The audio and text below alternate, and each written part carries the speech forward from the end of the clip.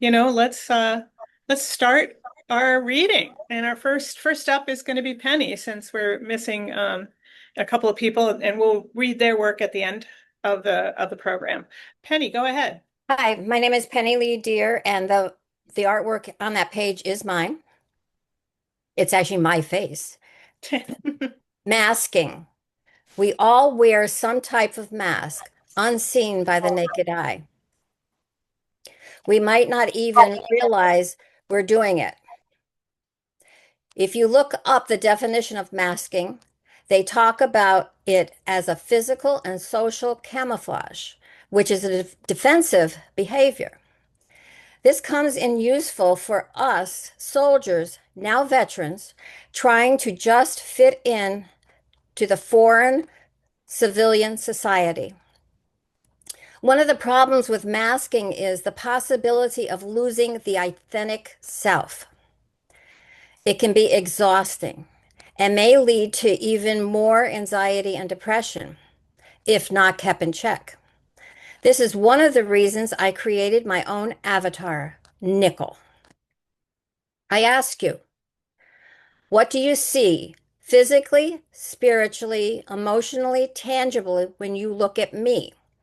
You respond passionate, spitfire, curious, determined, motivated, encouraging, warrior, in charge, tenacity, grace, friendly smile, fierce, resilient, caring, empowering.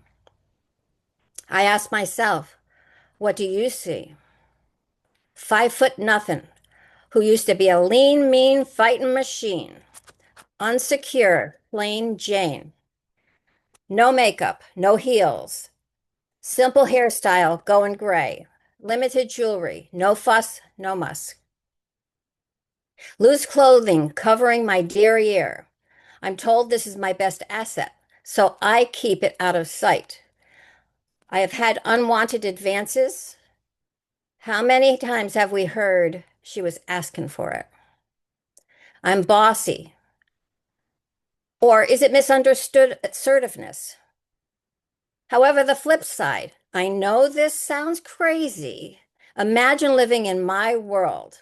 There are days when I don't even want to leave the house, my sanctuary.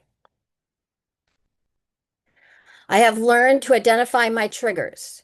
I use the five W's extensively. Who, where, what, when, how much. I tend to dress in layers so I don't get cold or hot. I always carry my own snacks, some type of food supplement, water, or other drink. I can sleep anywhere.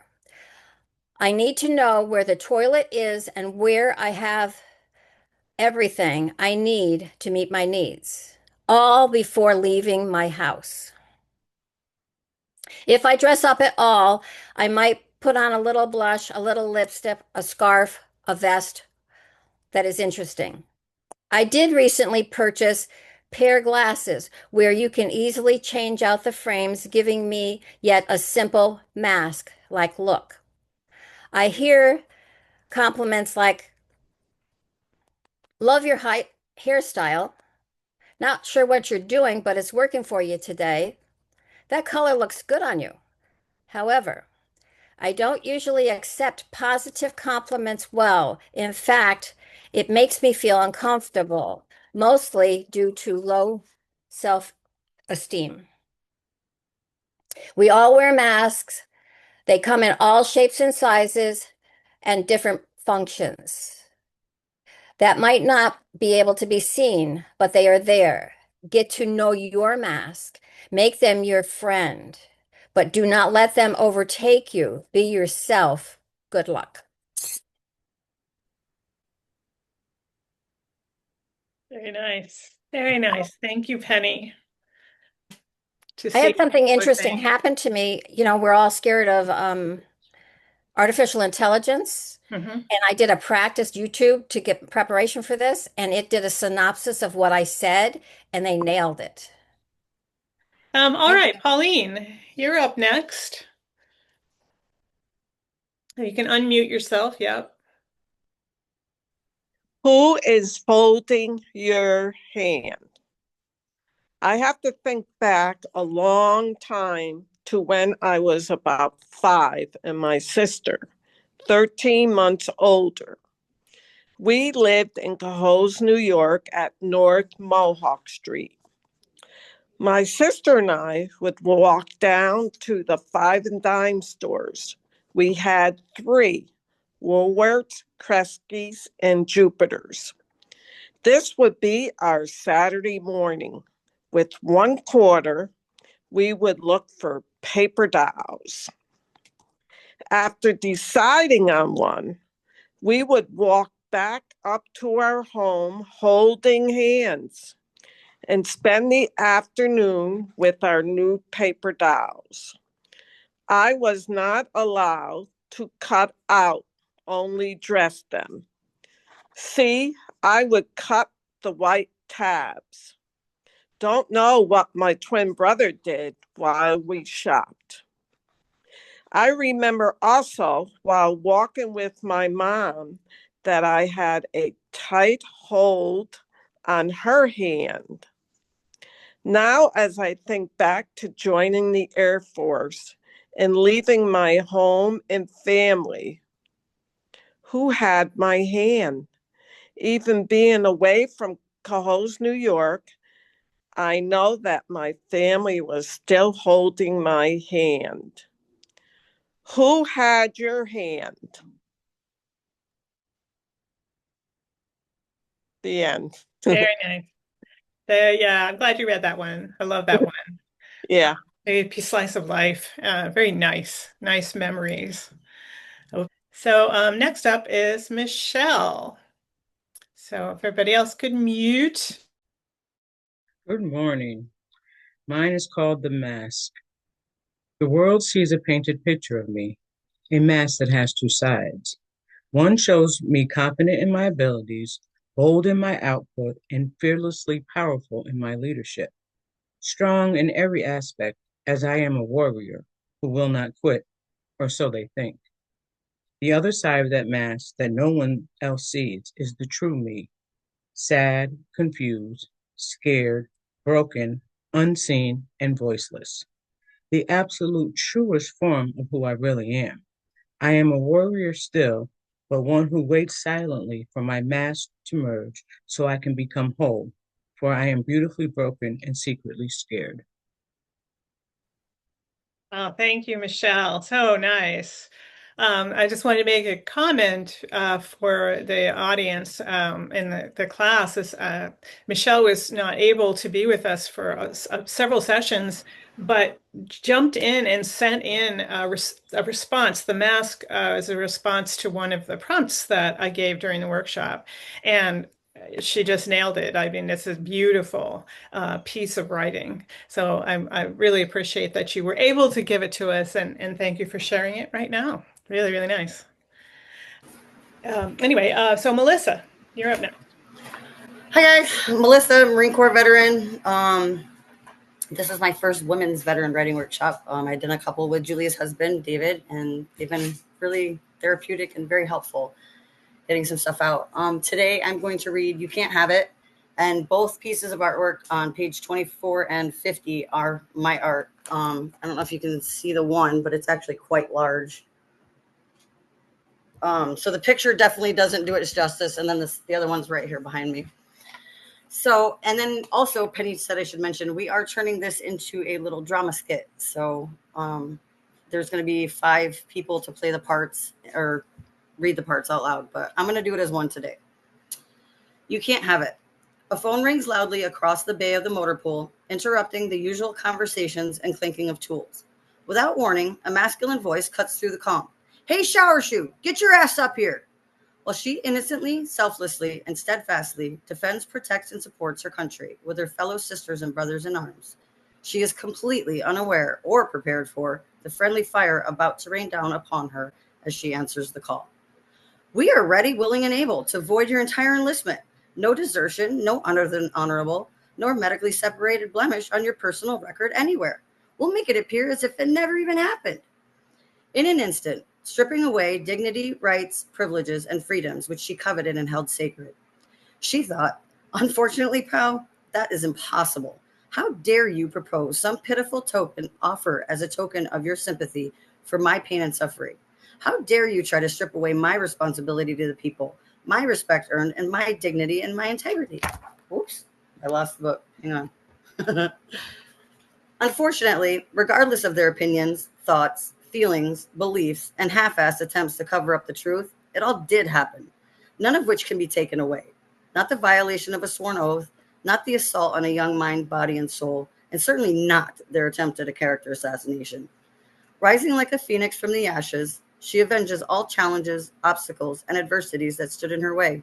She single handedly, painstakingly, and triumphantly overcame what was sent to destroy her. Despite all the disbelief, the overwhelming odds against me, and the excruciating physical and mental anguish I endured, I steadfastly maintained the highest level of integrity and esprit de corps. Through it all, one constant remains. My title of Marine, it was never acquired, bought, or even gifted. It was earned. That being said, how does one respond to such a ridiculous gesture? Well, I keep my uniform, my camaraderie, my family, my integrity, my pride, my title, because that they can never take away. Without hesitation, she boldly states her rhetorical reply. Is this the same proposal you would offer your very own sister, mother, grandmother, daughter, or wife? She replaces the phone on the cradle. She turns and walks away with her head held high, chin up, shoulders back, as any good Marine would do. Echoing in the man's ear is the sound of a disconnected phone line buzzing. Ta-da! Thank you for listening. So nice. I really want to know what it's going to be like as a theatrical piece. And I really want to hear the The dialogue different at the characters. end. Yeah, yeah. It's great. It's really, really fun. Very dramatic. We are up to Jen. My name is Jen Vaughn. I'm retired from the U.S. Navy, 22 years. I've been part of writing groups before, totally love them. The art I submitted is adjacent to page 83. Guess that makes it 82. And I'm going to read Fighting Not Defeated. It's on page 67.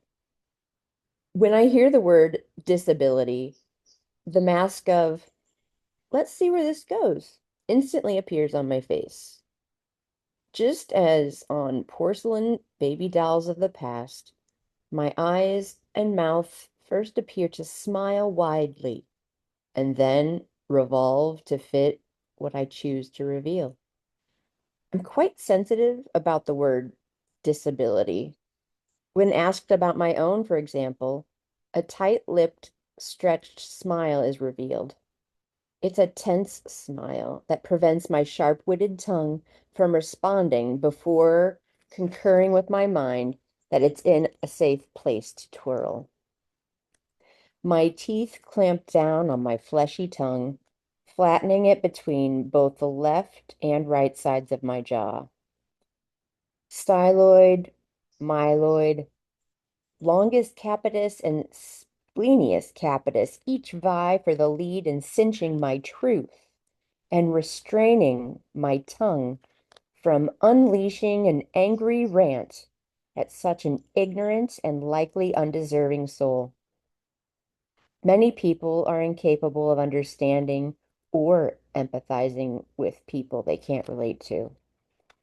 My temperature rises with my trapezoids, and I force breath into and out of my nose to prevent spontaneous combustion. My ears tune into buzzing background frequencies in an effort to distract attention from the defense mechanisms boiling inside my belly. Acidic sparks ignite toe taps, and my weight shifts left and right in effort to keep the flames of fury in my feet from spreading like wildfire to my fists, to keep the flames from flushing into my face and giving way to my fury over the general ignorance of the world on this subject so near and dear to me. No words I can say ever seem to sway those who don't understand. No words can make the noble man, 20 plus years my senior, who walked to and from school barefoot and uphill both ways, see that we are different, to see that we are not in competition, to hear that I would surely have found him some shoes or carried him on my back had I been there with him. I would have seen the injustice of his plight, and I would have been there with him to support him and to ease his burden, to save him from the sores of his souls. What he doesn't understand is that I served our nation without fail for 22 years. Equality, fairness, and justice were ideals not afforded to me back then when I signed my name to the contract. But now I am a retired, disabled military veteran, and I demand to be heard. I no longer abide by an oath to support and defend. My work is done, and I demand the equality, fairness, and justice I fought for. I don't want to fight with this 99 percenter, this person who never committed a day in his life to our nation's defense.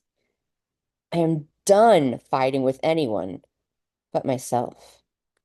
I'm fighting not to become like him. I'm fighting to find peace in myself. I am fighting back tears because I don't want to give him the satisfaction of seeing me upset.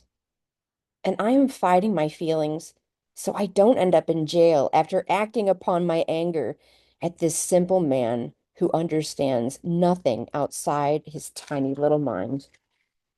In truth, he doesn't want my empathy or explanation. He wants the conversation to be about himself and his journey and how he survived without the parking spot. So I should do. So, so nice. That's so powerful. Love the ending, that really lands. We talk about writing landing, well, and that piece really does. Thank you so much, Jen. Up next is Beth. Okay. The fairy tale of me. Once upon a time, there was a young girl who was ordinary. In her mind, she was three different people. There was the ordinary girl she appeared to be for most of the world, the person most people saw and thought they saw the truth. There was the broken, damaged girl, ugly and unworthy, unloved and destined for nothingness, the girl that came into being due to the cruelty of the world. There was also this speck of magical creature inside the ordinary girl. This was who the young girl wanted to be. The young girl lived her life. There were times she'd become that broken girl. It happened when classmates made fun of her, telling her to her face that she was ugly and no one would ever want her. It happened during the entire time she was in the Air Force basic training. It also happened at other times during her military career. If people didn't look, they saw the ordinary girl, the one who had no special spark, somebody you could overlook, someone who was just like everyone else. Then came that cruel day, that awful day, the day they told her she could no longer serve her country. It was truly the worst day of her life. She went home and she felt like that broken girl all over again. The world was her villain, and she knew she couldn't fight the entire world. She went on day by day, finding a smile here. She would plaster one on her face, but not really feel the smile inside her. After living years of an existence that was not terrible, but not happy. One day, a beautiful little sprite, so tiny you could barely see it, stopped in the air right in front of the young girl's face. You need to believe in you, the sprite told her. It was such a small comment, but it resonated deep inside her being. That small magical spark, the magical creature inside her, began to live and grow. She realized she really was in control of her own destiny. She found she wanted to let that creature come out, and she had the power to make it happen. All she had to do was coax it. Every day she spent a little bit of time being that magical creature, the one who had superpowers, The one could see the world with joy, who could see the beauty everywhere. She realized all it takes is a little belief, and she could do anything. She learned to sew. She learned to cut glass. She learned she could be creative. She learned she could do things and didn't have to rely on others. Now she lives as that magical creature most days. She has four separate places to play and create things. She is a magical, magnificent creature, and she can fly. The moral is we all have greatness inside of us. We just have to dig deep and bring it to the surface. You. I'm so glad you chose that one.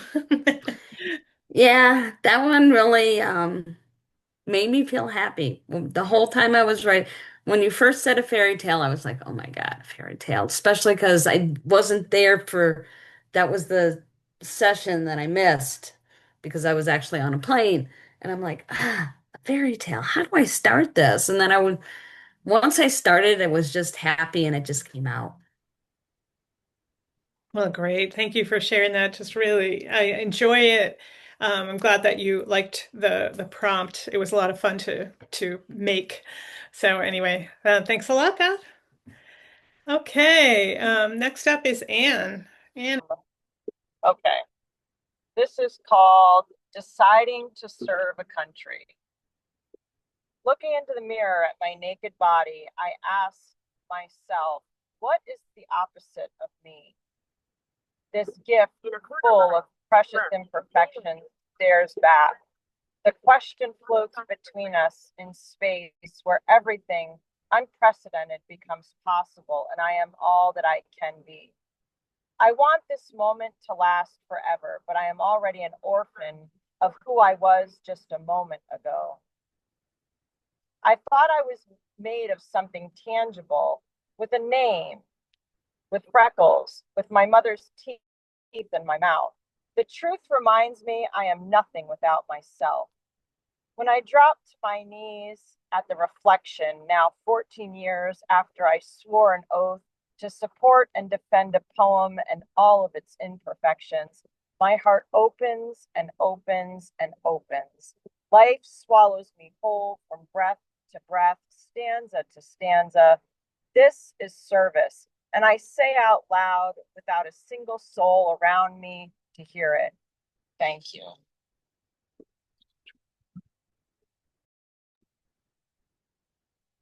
Very nice, Anne. Thank you. I still love that mother's teeth in my mouth. That line just slays me every time.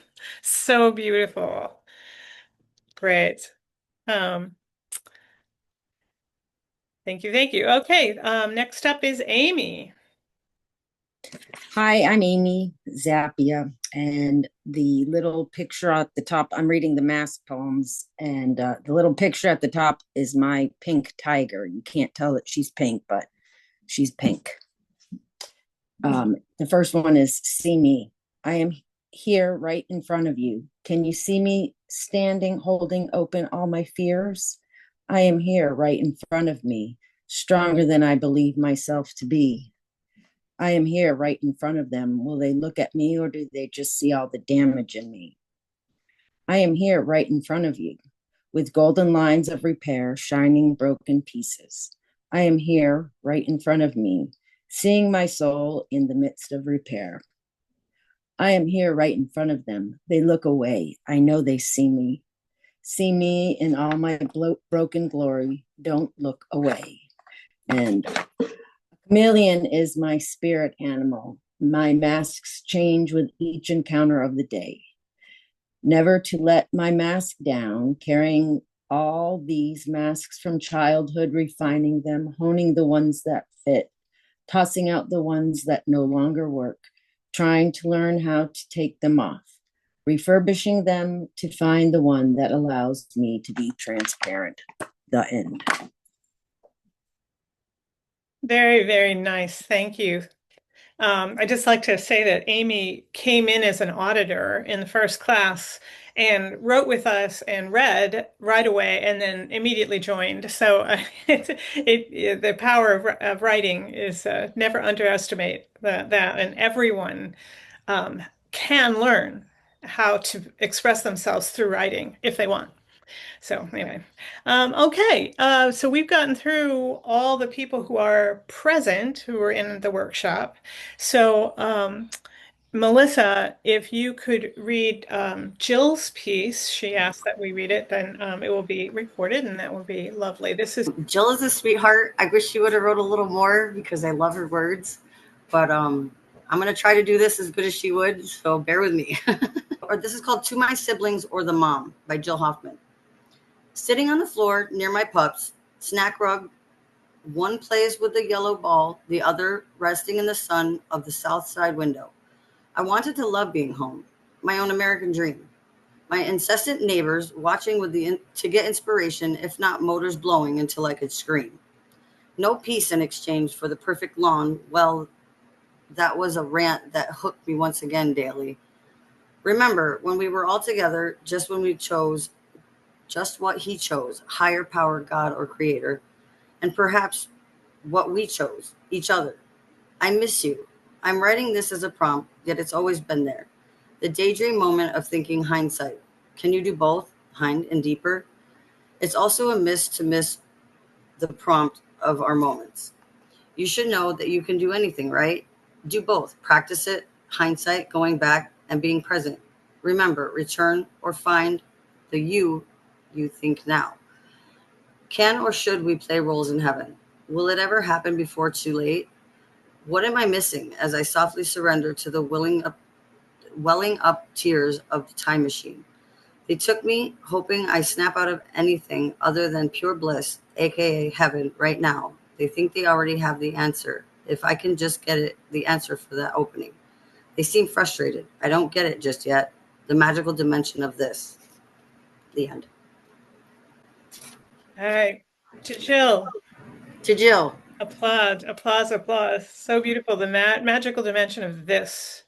Really lovely. Yeah, I wish she had been able to, transpose some of the stuff she shared in the workshop that she'd handwritten because this is really good stuff.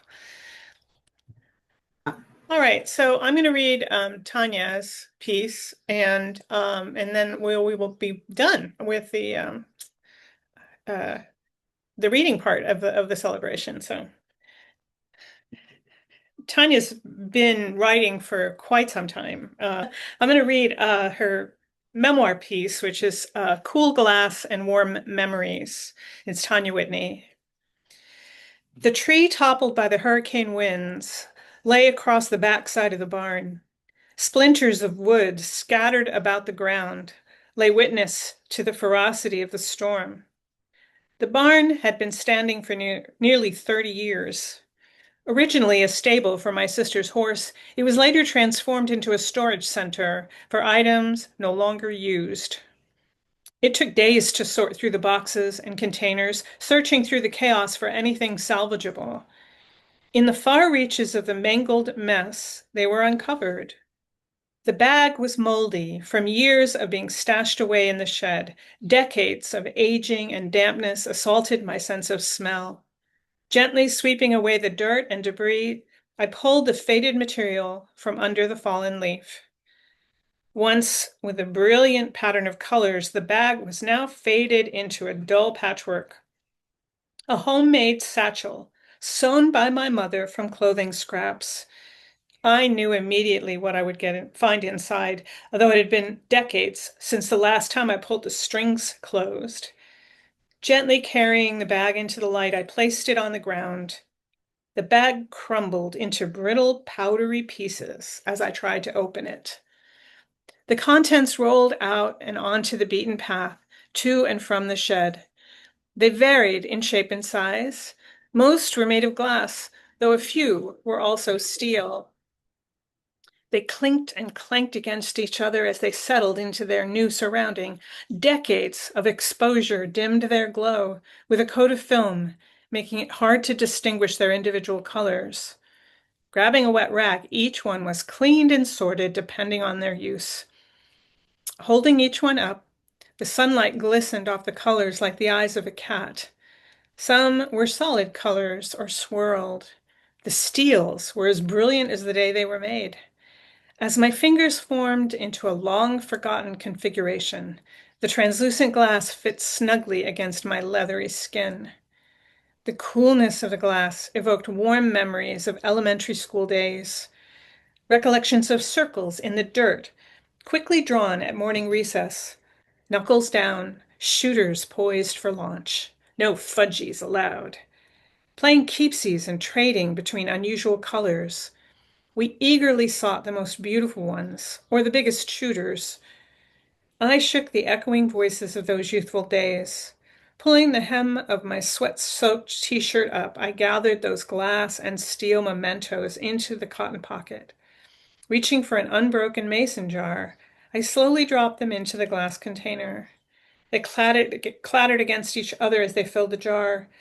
Each one signified a story of my childhood, narratives of my life, friends, and relationships that remain strong to this day. Reminders of times when we were all rushing to grow up, unaware that we needed to cherish those days, never realizing that the rabbit hole we dug with the heels of our shoes would one day become the rabbit hole of our path to adulthood.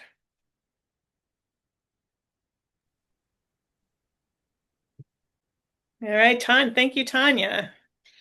Okay, then, everyone, you can unmute if you want. We can have a little, chat. Hello, Julia. I'm Sherry. I'm Sherry Pierce. I don't want to take time from anyone else that wants to speak, but I just want to give a few quick words. I am a civilian. I apologize. I am not able to be on camera. I am. Um, what I want to say is I appreciate Penny for inviting me to this workshop session and allowing me the honor to listen to each and every one of these beautiful works of art. I truly appreciate and thank you each for your service to our country. I want to welcome you home, and I admire each and every one of you. I was unable to be a part of the workshop for other reasons, but I just want to let you know my heart is full. I cannot express my gratitude enough to each and every one of you who have served and have worked hard in this workshop and have a beautiful work produced in the end. And I want to apologize to Penny. She is a much better friend to me than I have been able to be to her. And I want to try to make that wrong right. And if anyone does a group order for a book, please include me because I would like to order. Thank you all. Thank you, Sherry. Thank you so much. Thank you, Sherry. Thank I you, can get Sherry. you a book, Sherry, no problem. Great. I'm Sherry, glad you enjoyed. how genuine of a share. Thank you so much. It's obvious that you've been touched by something, whether it was the reading or whether it was your relationship with Penny. It's really nice to know that all the things that we've written can make an impact. I want to say something. Sure, Pauline. I did the class, when was it? 2021 with you, Julie? I think I looked it up. I have all my writings. And I want to thank Penny also because I met Penny in the Vets Choir of Albany. And when they shut down, she started up. And I want to truly. Wait, you're breaking up, Pauline. Yeah, you broke up. Can you say that again? Oh, what did you hear? You didn't hear anything? You were saying about something about Something me about Penny. in the choir. Oh, I met Penny at the Vets Choir of Albany years ago. And then she started Art for Vets. And of course, I went along and we've done so many different programs because of Penny and her knowledge of Patriot Flight, the crew, David's class, horse therapy, Oh, so many programs. I should have kept a list. I do have a list in with one of my writings, but because of her, I got to, uh, you know, do these writing programs because she said, "Hey, you signing up?" I said, "Sure am." If it wasn't writing, it was painting or horses or whatever. So because of her, I've grown a lot, and I want to thank her and you, Julie, because this is, I think, my second class. I've done a lot of classes with David. You're very welcome. And yes, we have to give Penny so many kudos. She worked very hard to make this workshop happen, Yeah. which isn't an easy thing to do. You find funding and fill out grant applications and get people to agree and get timing and all that. And she did it. She pushed it all through and made it happen. And so all of you guys have Penny to thank, which I'm sure you know. Thank you, Penny. Thank you very Thank much. And I want you. to You're thank welcome, you. everybody. I Yeah. want to thank you for keeping me on your list, even though I'm not up there anymore and I haven't been able to actually be in Albany and be at the groups as often as I was hoping to. Penny and I met at the VA at a women's group there years and years ago, and then we did the On Her Shoulders together. And we catch up every now and then, but I've never done writing workshop before, and I really, yeah, never. Wow. And really, really enjoyed this one. So if you're gonna do another one, You're in. Let count us me know. in. I tell you what, I have missed our groups. It really Our has Tuesdays meant a seem lot to empty. me. Yeah. Great. So Lovely. And I also want to thank you for putting "Love is Everything" at the end of the book. It's the poem that I wrote for my friend Mo after going to chemo with her, and I took a picture of it, and now she's putting it in her photo frame, and so she's going to see it slide through as she continues to go through treatment, and we know it's not going to be a recovery, but she'll know she's loved, and Hmm. yeah. Thank you so much for including that. She really it means a lot to me and her and our friends, I'm sure. Well, that's one of the reasons we do it. It's just because our lives are touched by so many different people. Our lives as a civilian, our lives are touched by this the service that you've done, and even more so what you're telling us now, in your stories, how you're sharing your lives with us. So moving because you guys are the strongest, bravest, most amazing people. And I know you're still suffering from, the aftermaths of some of this, but my goodness, I I uh, I looked forward to seeing you and hearing what you came up with every week, and I wanted so much, to be able to help you, say whatever it is that you had to say. Now everybody's crying. Why did we make everybody cry? Feel this. So thank you. This is, I don't like to say, the important word, but it's important that we get our stories out there. It's important that we write. It's important because sometimes it puts pressure, unnecessary pressure on the process. But you guys with your art, you know what happens when you're creating the art pieces that you do. You know the focus that goes into it, the joy that comes out of it, and then the pleasure when someone else likes it. And it's with the writing.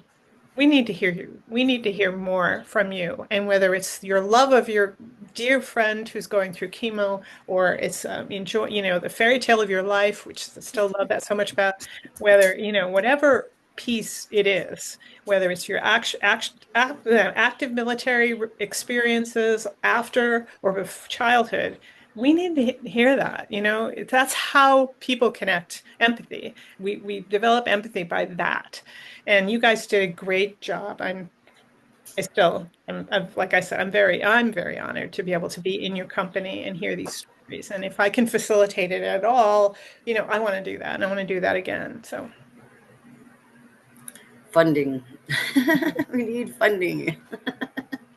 All right, ladies, I my gotta go. husband It was a asked for pleasure.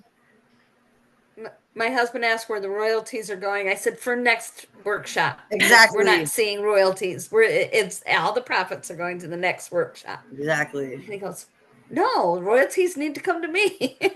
Just Well, if you go viral with the book, you talk about that. But believe me, that you get pennies. The royalty is not quite as much as you might want. But no. I can't believe that this is only $20. To buy extra copies and stuff. I'm very, very happy about that. And well, like I said, if you guys buy in bulk, And my friend that was on here, Whitney, yeah. she's actually like one of the lead gurus for Wounded Warrior Project, and she's going to share the link. Oh, cool. All right, great. Yeah, she That's was Thanks, Wendy. instrumental in one of the wellness retreats I went to down in North Carolina, and I still keep in touch with her. And I was like, yes, please share away. She said it was absolutely inspirational. She absolutely loved every bit of it. So That's great. And, it's funny because when we started the writing workshop, when David started the writing workshop, and at the time there were no women in it.